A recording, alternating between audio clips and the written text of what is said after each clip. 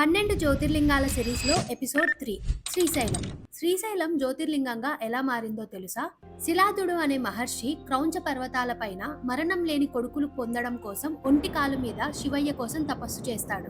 తపస్సుకు మెచ్చిన శివుడు వరాన్ని కోరమని అనగా, నిన్ను నిత్యం పూజ చేసుకుంటూ ధర్మబద్ధంగా ఉండే కుమారులనివ్వమని కోరుతాడు. శివుడు చెప్పినట్లు యజ్ఞం చేయగా నంది, పర్వత అనే ధర్మబద్ధమైన వారు వచ్చారు. నందిని తన వాహనంగా కైలాసానికి ద్వారపాలకుడిగా నియమించుకున్నాడు. పర్వతుడిని తన కోరిక ప్రకారం శ్రీశైల పర్వతంగా మార్చి, ఈ పర్వతం మీదనే మల్లికార్జున జ్యోతిర్లింగంగా వెలుస్తానని, అలానే భ్రమరాంబాదేవి శక్తిపీఠం కూడా కొలువవుతుందని చెప్తాడు. ఈ శ్రీశైలంలో జ్యోతిర్లింగం కంటే ముందు శక్తిపీఠమే ఏర్పడింది. ఒకనాడు శివపార్వతులు తన కుమారులైన కార్తికేయ, వినాయక స్వామిలో ఎవరికి ముందు వివాహం జరపాలో తెలియక వారికొక పరీక్ష పెడతారు. అందులో వినాయకుడు గెలుస్తాడు. కార్తికేయుడు ఓడిపోయినందుకు కోపంతో వెళ్లి శ్రీశైలం కొండపైన కొలువవుతాడు. తనని కైలాసానికి తీసుకెళ్లడానికి శివుడు, పార్వతులు ఎంత ప్రయత్నించినా రానని చెప్తాడు. ఇంకా ఏం చేయాలో అర్థం కాక ముందు పర్వతుడికి ఇచ్చిన మాట ప్రకారం శివుడు ఇక్కడ జ్యోతిర్లింగమై వెలుస్తాడు. శ్రీశైలం గురించి బడ్జెట్ వీడియో కావాలంటే కమెంట్ చేయండి. నెక్స్ట్ వీడియోలో పోస్ట్ చేస్తాను.